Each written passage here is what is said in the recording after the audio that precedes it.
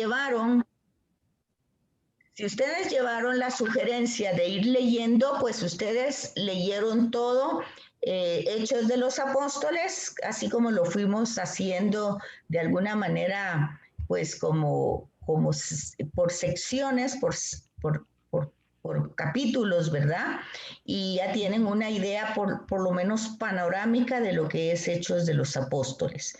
No sé si tienen alguna duda o pregunta en relación a eso. Yo solo que mi Biblia tenía un epílogo. Ajá. Y que en el epílogo decía, vayan en paz y paz para ustedes. Muy bien. Está bien. Y no dice ahí el comentario nada de eso. La nota de pie de página. No, porque no tengo la Jerusalén. Pero la suya no tiene ninguna nota de pie de página. No tiene. Voy a buscar. No, es para notar qué es lo que dice sobre eso, ¿verdad? Sobre el epílogo, sí me llamó la atención, pero no sé. Es que el epílogo está, sí es al final, pero ahí solo dice que permaneció 2 años enteros en una casa que había alquilado. Sí. Pero eso se lo leí yo ahorita sí, también. Sí. Pero sí. No, yo les decía, siempre hay que ver en la nota de pie de página para ver si la nota de pie de página dice esto es subañadido, esto forma parte. Vamos a ver, a mí, por ejemplo, sí, yo tengo eso solo que les puse y luego dice, no dice nada en relación. No, solo dice que no aclara qué sucedió después de ese periodo, dice en el 28. Lo que dice mi Biblia, dice que una buena parte.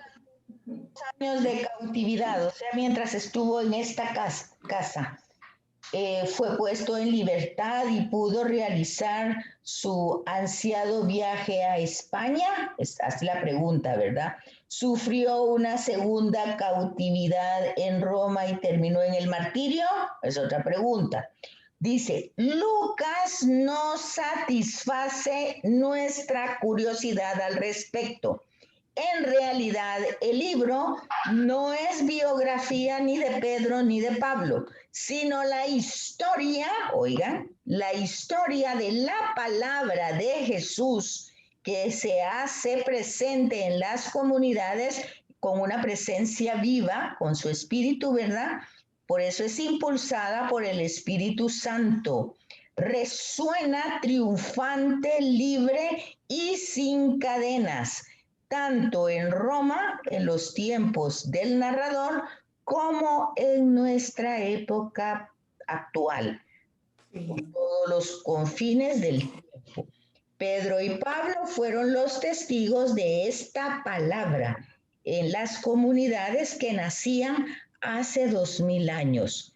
Hoy debemos ser nosotros esos testigos, los hombres y mujeres que hemos recibido la fe de Jesús de Nazaret, Hijo de Dios y Salvador del mundo. Nosotros tenemos que estar conscientes de esa experiencia, no transmitirlo como una tradición, como algo que, eso me lo enseñaron desde que era chiquita, y entonces ahora yo solo quiero profundizar de eso como conocimiento. No, el punto es la experiencia con el resucitado. Eso es lo que vale. Eso es lo importante.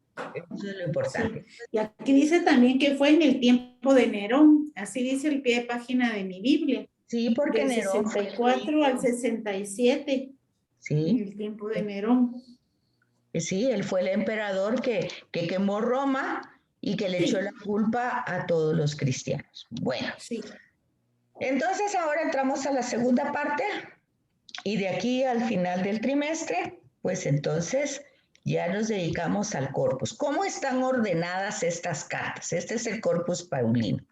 Entonces, en primer lugar, vamos a decir que son 13 cartas las que hay.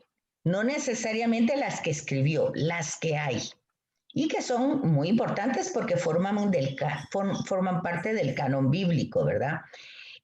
casi todas las cartas tienen una parte dogmática, o sea, están formadas de dos partes, una dogmática, que son verdades de fe, que se proclaman y que defienden pues la fe que tenemos en la persona de Jesús y que es los evangelios, ¿verdad? Y la otra parte, como ya dijimos, que es la consecuencia, es la parte moral. Casi todo el mundo le da la importancia a la moral y no a la otra parte. Y se quiere imponer la moralidad, o sea, se quiere exhortar, o sea, hacer una parenesis a la parte moral y se vuelve un problema, porque si no existe esa experiencia con el resucitado, esa parte moral, pues, es un agregado, ¿verdad? Entonces, no se puede. Primero, las cosas tienen que llevar ese proceso. Primero es la experiencia con el resucitado y por eso ahí es la dogmática, la fe, ¿verdad? La esperanza, el encuentro con el Señor y de eso ya va a salir, ya va a suscitarse las consecuencias que se derivan de eso como una parte moral. Eso es como querer que me salga sudor sin correr, ¿verdad? O sea, el sudor me va a salir en automático si yo voy corriendo, pues hago ejercicio y voy caminando, corriendo, pues entonces va a salir un sudor, ¿verdad? Entonces es la consecuencia de lo que estoy haciendo, del ejercicio que hago. Igual, la moral es la consecuencia de la experiencia. Entonces las cartas están así. La carta a los romanos es la más extensa y doctrinal, es la que más doctrina tiene, es la más grande. Y en el orden que van en la Biblia es así, de la más grande a la más pequeña, así están ordenadas. Están colocadas en la mayoría de Biblias. Podría ser que en algunas no, ¿verdad? Entonces, generalmente, pues la carta a los romanos es la más extensa y doctrinal. La carta a Filemón es la más cortita. Primera y segunda Corintios son las más apasionantes y fuertes. La carta a los Efesios es la más elevada y difícil. A los Filipenses la más cariñosa. La de los Tesalonicenses, aquí fíjense, solo hay primera Tesalonicenses, no hay primera y segunda. ¿Fíjense? Y luego Timoteo y Tito, las últimas desde la cárcel. En Roma. También nosotros vamos a ir descubriendo otra cosa que tenemos que ir viendo en las cartas. Aquí se dan cuenta, no están ordenadas cronológicamente, o sea, por fecha, sino por extensión de la carta. Luego también vamos a ver que en algunas nosotros vamos a notar cómo Pablo ha desarrollado, ha crecido, tanto en la comprensión del Señor Jesús, como de la forma como él va a explicar o va a transmitir esa enseñanza del mensaje y la persona de Jesús. Entonces lo vamos a encontrar en algunos lugares, en algunas cartas, que es como más sencilla y luego lo vamos a ir encontrando como más profundo. Eso significa que él también, lo que dijimos en Hechos de los Apóstoles, él va creciendo, ¿verdad? Va creciendo espiritualmente, tanto en comprensión como en la forma de ir descubriendo el misterio de Cristo, ¿verdad? Eso se ve en las cartas.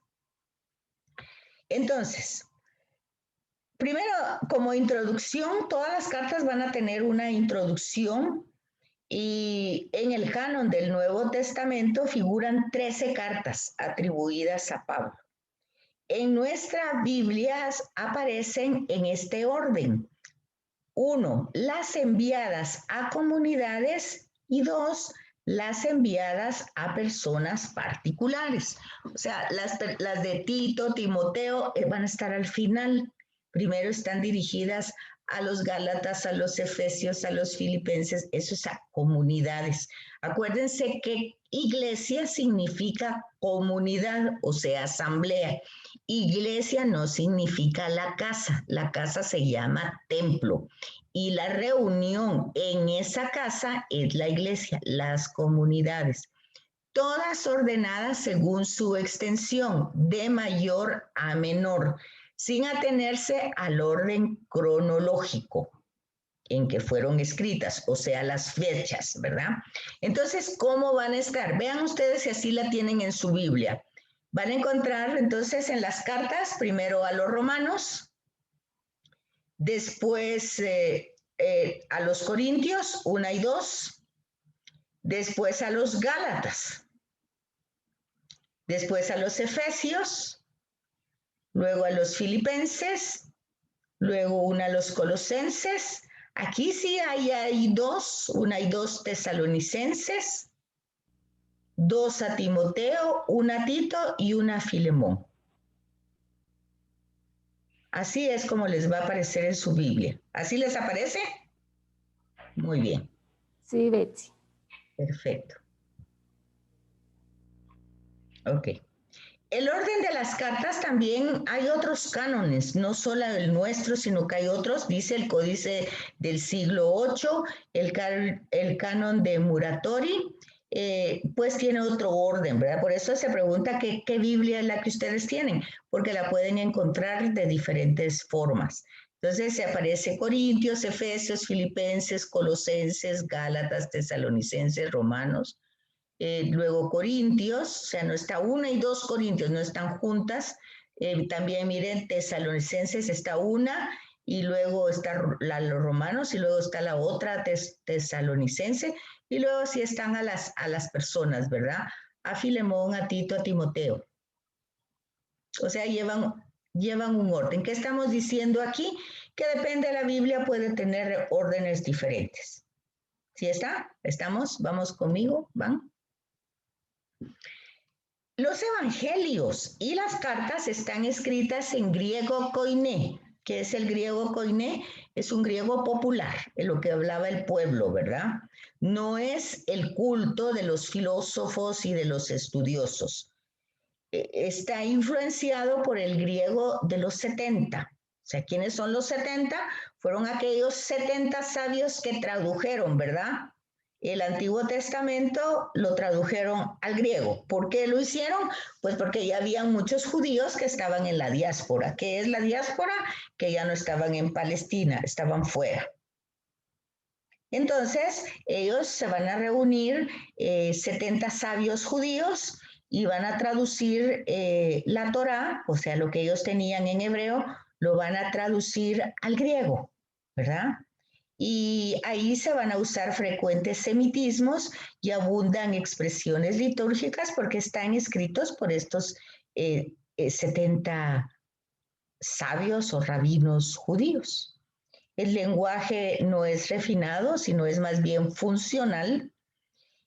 Y la pasión de su corazón se refleja en cada carta, ¿verdad? Él es una persona que está apasionado, que tiene vocación profunda y explica las cualidades y los defectos de su estilo. O sea, él no escribe porque, que le dijera yo, quiere ser un escritor, quiere entrar en el canon, no. Hay necesidades en las comunidades, él las fundó, luego se tuvo que ir porque lo iban a matar, porque lo estaban persiguiendo o porque quedó preso, se quedó mucho tiempo en otro lugar, le llega información porque lo van a visitar de cómo están estas comunidades. Entonces las cartas surgen por necesidades comunitarias, a veces porque entendieron mal el mensaje y lo están practicando mal, él lo corrige, lo orienta, en otras porque están confundiendo unas cosas con otra o están pues llevando una moral muy, muy liviana, ¿verdad? Entonces él por eso lo va orientando. O sea, las cartas surgen por necesidades concretas de las comunidades. ¿Va conmigo? Sí, Sí, Betsy. licenciada. Ok, entonces, entre las cualidades que vamos a encontrar, ¿verdad? Está la intelectualidad que ya vimos. Fíjense que aquí ya van a ver cosas que ya no vimos en Hechos. Entonces ya vieron que, pues, Pablo no era ninguna persona ignorante, ¿verdad? Tenía un intelecto bastante despierto y cultivado. Entonces, tiene la comprensión, la penetración en esos temas y los aborda. La preferencia por la sustancia más que por la forma literaria. O sea, él no se preocupa de un estilo. Él lo que quiere transmitir es un mensaje, ¿verdad? Entonces lo hace de la forma más sencilla. El calor en la manera de exponer sus convicciones y experiencias. Fíjense, entonces cuando él se pone de ejemplo, pues no es que esté haciendo un protagonismo o algo parecido, sino que es una manera de exponer por qué tiene tal convicción que surgió de tal experiencia, ¿verdad? Cómo lo transmite él de una manera sencilla, para que le entiendan, ¿verdad? O sea, él está escribiendo para que le entiendan, no para que se queden soñando con su escrito, sino para que le entiendan, porque es importante entender para encarnar, o sea, para aplicar. Eso no se queda en el intelecto. Entonces hay cierto lirismo porque está enamorado de la persona de Jesús. Entonces hay cierta forma como poética de pronto que va surgiendo ahí, pero surge de la misma pasión que él tiene por el Señor. Pero también vamos a encontrar defectos, ¿verdad? Lo que vimos anteriormente son como cualidades. ¿Y qué es lo que vamos a encontrar como defectos? Bueno, van a haber rupturas en las reglas de la gramática, ¿verdad? Vamos a encontrar fallas gramaticales, como decimos, faltas de ortografía, ¿verdad? O repeticiones por párrafos muy largos. Pero es entendible, ¿verdad? Es como que yo voy a escribirle una carta a uno de ustedes, pues, bueno, o cuando nosotros mandamos un mensaje o un email o un chat, ¿verdad?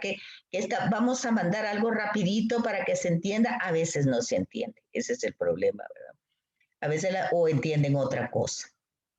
A mí lo que me pasa con las cartas, ciertas cartas, es que son bien confusas. En vez de ser una explicación más sencilla, le da vuelta y vuelta y vuelta y me para confundiendo. Bueno, pero yo creo que ahorita con esto usted ya no se va a confundir más, porque vamos a ver que en estos párrafos largos vamos a ver en substancia, cuál es la substancia que él está transmitiendo. Entonces, en el defecto vamos a ver que va a ser repetido, porque lo va a decir de muchas maneras, porque quiere que su auditorio entienda esta carta, ¿verdad? Pero ya nosotros ya lo vamos a entender con una vez que nos digan, sí, ya como cuando nos están repitiendo lo mismo, es decir, sí, ya entendí, ya no me diga más, ok. Pero ya él ya la escribió hace 2000 años, tampoco ya le podemos decir, ya no lo escribo, ya la entendí, porque, bueno, es una carta, ¿verdad?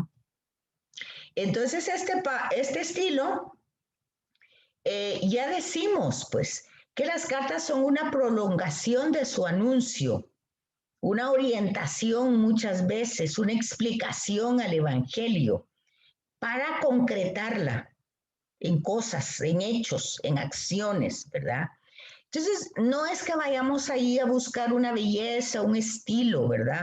No es en eso donde radica la grandeza, ni tampoco en la profundidad de sus ideas, sino más bien es como él, en ese momento, si ustedes lo quieren ver así, y así realmente es como hay que verlo, él utiliza un recurso, una herramienta muy creativa en su época, ¿verdad? Porque no crean ustedes que llevar la carta iba a durar, ¿qué? Iba a durar, ¿cuánto tiempo iba a durar que llegara la carta de un lado para otro? Ya vieron que solo él, cuando iba en persona, cuántas circunstancias adversas. Fíjese, iba para un lugar y tardó 6 meses para llegar a ese otro lugar, ¿verdad? Porque hubo tormentas, porque el barco encalló en otro lado. Entonces, imagínense ustedes una carta. De hecho, no sé si ustedes ven las noticias a veces de CNN y ahí pasan de repente algunos pues ejemplos de personas originales que han hecho algo. Y hay uno que un peruano, un señor peruano que ha coleccionado estampillas y notas y cartas. Y él dice ahí cuando dice, esta es una carta de cuando el rey que estaba aquí pues gobernando Perú, manda a su familia a España a contar que nació su hijo. Y resulta que esa carta llegó 9 meses o un año después. sea que cuando llegó la carta, el niño ya tenía 1 año y algo. Y luego la carta que le contestan, ay, felicitaciones, pues eso regresó. ¿Cuánto tardó? Pues otro año. Entonces quiere decir que cuando recibió esta carta, el niño ya tenía entre 3 años. ¿Qué parece a usted? Bueno, pues así, todavía eso fue en el descubrimiento y conquista de América. Imagínense 1500 años atrás, imagínense las cartas, pues no es eso tanto el estilo, la belleza, aunque tiene cierto estilo paulino, pero su grandeza está en la profundidad de sus ideas y en la intensa vitalidad de sus sentimientos y en la gran creatividad de utilizar esa herramienta y utilizarla bien. Todas las cartas nacen ante situaciones determinadas. Por favor, fijarse en eso, en el contexto. No desencarnar las cartas. Las cartas están dentro de la historia y tienen un contexto. Entonces, todas tienen su nacimiento en un momento histórico, en determinadas situaciones, e intentan ser una solución o completar una acción personal. Hay una clara preferencia por el fondo, o sea, el contenido. Entonces, generalmente las personas se van a fijar más en la sustancia, en el contenido de la carta, no tanto en la forma, o sea, cómo lo dijo, si lo repitió muchas veces, si se hizo muy grande, porque puede pasar lo que dice Carolina, se confunde de tanto que quiere explicar. Entonces, el estilo es vivo, enérgico y muy expresivo. Fácilmente se descubre la grandeza de su corazón, la lucidez de su inteligencia y la fortaleza de su carácter. Es decir, que en la escritura nosotros podemos ir viendo un perfil de su persona, ¿verdad? Expone las realidades divinas con la profundidad de un genio y la intuición de un místico. ¿Por qué lo hace así? Porque lo ha experimentado, ¿verdad? Algo que se experimenta se puede transmitir desde muchas formas. El autor, ¿han sido escritas todas exactamente por Pablo? Bueno, ahí en las cartas ustedes van a encontrar algunas cosas que él dice. ¿Por qué esta pregunta? Dice, ¿por qué esta duda? Porque en esa época se atribuye un escrito a una persona en 3 casos. Quiere decir que a veces no necesariamente la escribió una persona, la persona que dice que la firma, pero para que tuviera cierta autoridad se le atribuye a esa persona. Entonces, ¿cuáles son los casos? Cuando una persona realmente lo escribe, cuando lo dicta, ¿verdad? No es que lo está escribiendo, pero se lo está dictando a un discípulo y está exponiendo su pensamiento, pero aquí este discípulo puede añadir o puede cambiar algo, ¿verdad? Y cuando se le quiere dar importancia, o sea, cuando no la escribió él, pero lo que se está transmitiendo tiene mucha fuerza y quiere que la comunidad lo reciba, y entonces se va a utilizar como la autoridad de la persona, en este caso Pablo. Los 3 casos que se dan en la Biblia son esos 3 que acabamos de mencionar.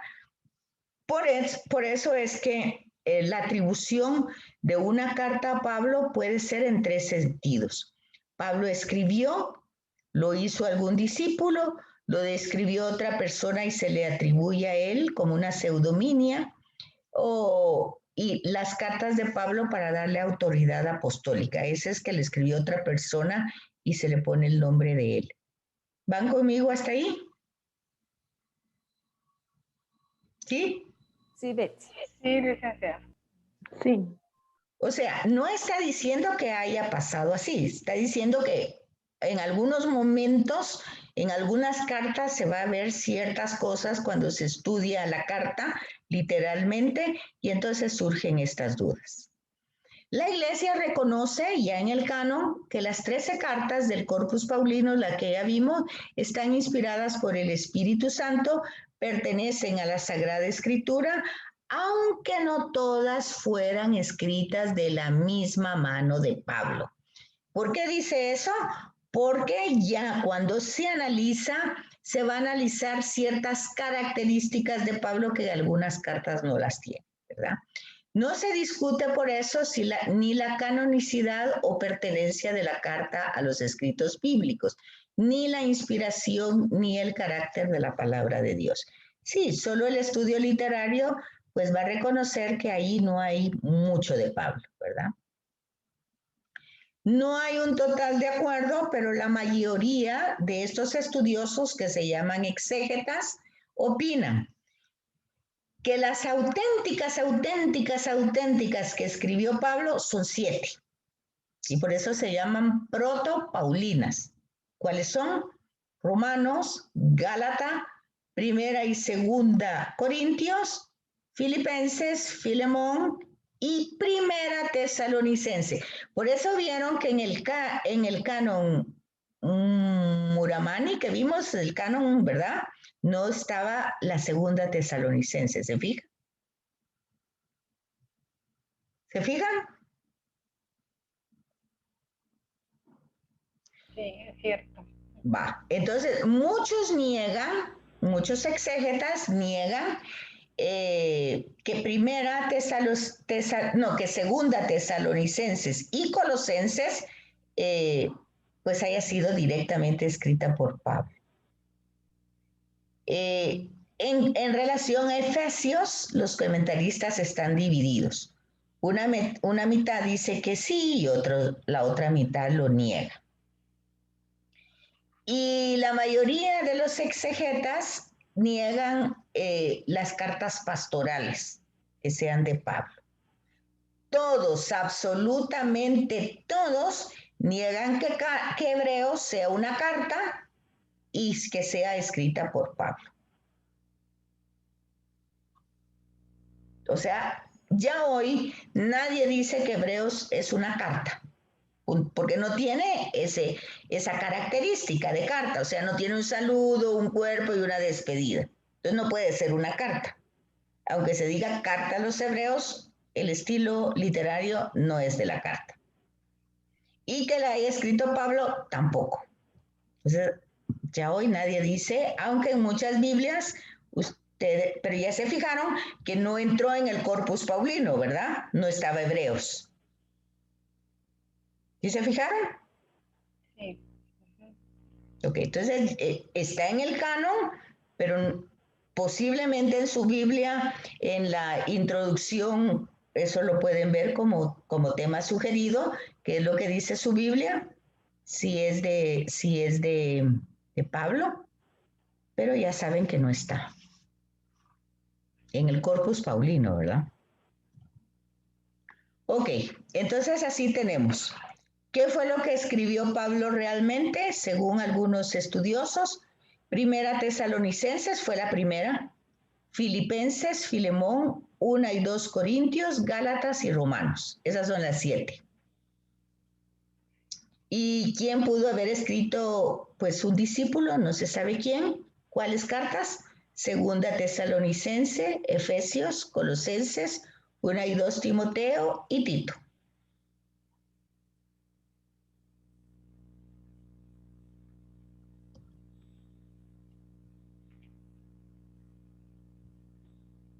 Bueno, esta diapositiva es una de las más importantes, bueno, todas hasta aquí han sido importantes, ¿verdad?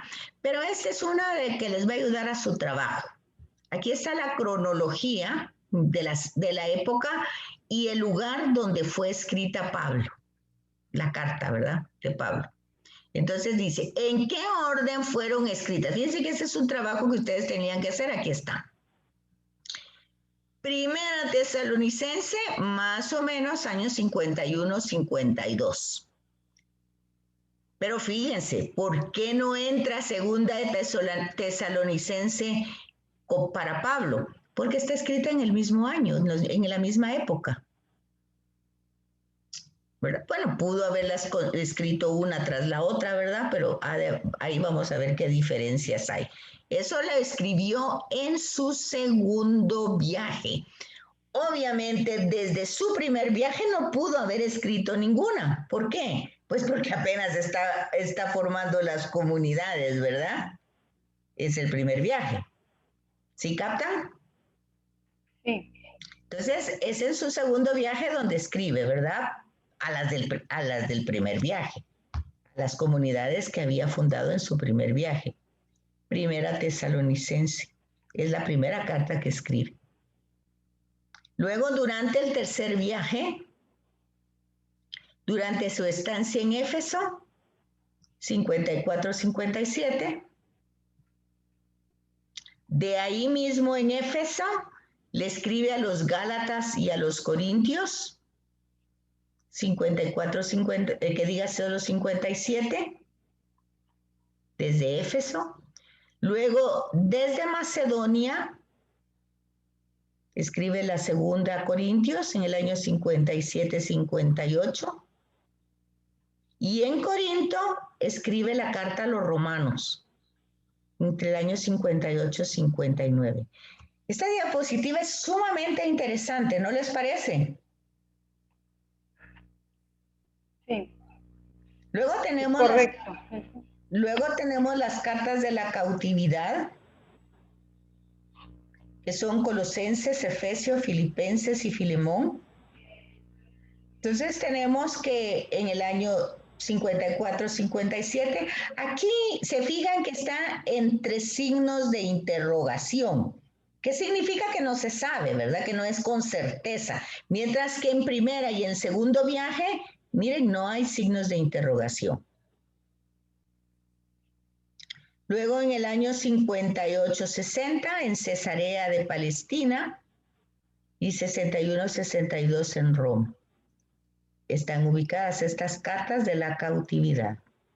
Luego tenemos las pastorales, que ya vimos en la diapositiva anterior, que la mayoría de los exégetas dice que no fueron escritas por él, entre el año 63 y 67 en Roma. Los que niegan las auténticas de las deuteropaulinas son segundo Tesalonicenses, Colosenses, Efesios hacia el año 70 y las pastorales hacia el año 90. ¿Por qué las niegan entonces? Porque las fechan, miren ustedes, en una fecha donde ya él ya está muerto. Ya había muerto, claro. Sí. Sí. Mire, y las pastorales en el año 90, más que remuerto. Sí, claro. Entonces, es importante. Entonces, esas las escribió un discípulo. No se sabe. Un discípulo las escribió. Pero no se sabe. No se sabe. Por eso está entre signos de interrogación. Y lo que le está dando aquí es un criterio de razonamiento, una argumentación. ¿Por qué? ¿Por qué creen eso los estudiosos? ¿Por qué? Porque cuando él narra ahí un evento, ese evento o sucedió o pasó en estos años. Y él en estos años ya no estaba vivo. ¿Sí se fijan? Ya no está. Sí. Sí. Ajá, correcto. Sí. Ok. Entonces esos son los criterios, ¿verdad? Disculpe, licenciada, un segundo. Solo quedan 3 minutos para la próxima clase. Ok. Entonces, si quieren, pues nos quedamos aquí en la clasificación. Nos quedamos en la 202, por favor, en la diapositiva 202. Se dan cuenta que es bastante la información antes de entrar a cada clase, a cada carta, ¿verdad? No es tan fácil solo leerlas. Mire, todo este bagaje que les acabo de dar es un bagaje, pues, son los contextos que uno tendría que tener presente para la comprensión de esas cartas. Por eso dice Carolina, son confusas, porque no tiene uno el contexto. Y entonces ya con el contexto, ya viendo incluso si él no las escribió, ¿verdad? Entonces también vamos a entender eso. Entonces se fijan ustedes que bueno, por el momento solo voy a adelantar para ver con qué carta va a empezar, para que ustedes por lo menos lean una. No, todavía va a entrar vamos a tener varios textos. Todavía todas estas sesiones están hablando sobre el estilo, sobre todo, son varias sesiones, pero yo estas las voy a pasar muy rápido. Entonces, yo sí les pido que por favor empiecen a leer las cartas. Entonces aquí llevo primera y segunda Tesalonicense. Primera carta a los tesalonicenses. Entonces, por favor, les voy a poner en la agenda para leer para la semana entrante. Primera y segunda Tesalonicenses. Tesalónica. Carta a los tesalonicenses. Ajá. Muy bien. Eso es, así vamos a empezar, primera y segunda Tesalonicense, para ir adelantando, aunque yo no voy a entrar la semana entrante en esa carta, sino que les voy a ir dando los estilos y las formas de cómo debemos entender la carta. ¿Sí me comprendieron ya lo que les estoy diciendo? La sugerencia es leer primera y segunda Tesalonicense, pero yo tengo casi 50 diapositivas de pasarles antes, que es para hablar de las características de las cartas. O Muy sea, bien. Muy bien. género. Y recordarse entonces que de hoy en 15, o sea, junio 28 y julio 5, no hay clases, ¿verdad? ¿Ya lo apuntaron? Sí, licenciada. Perfecto. Sí. Entonces ahí tienen que seguir, yo les voy a ir diciendo cuál es el orden para que ustedes vayan leyendo. Entonces creo que Muchas las gracias. vamos a ir leyendo cronológicamente. Muy Ustedes bien. ya tienen las fechas, ustedes pueden ir adelantando, ir viendo las características e ir sacando sus preguntas, sus dudas o sus inquietudes. Así es que tengan feliz noche, que descansen. Gracias. Gracias, licenciada. Gracias, licenciada. Primero Dios. Gracias. Muchas gracias, Betsy. Buenas noches. Buenas Buenas noches, noches. licenciada. Gracias.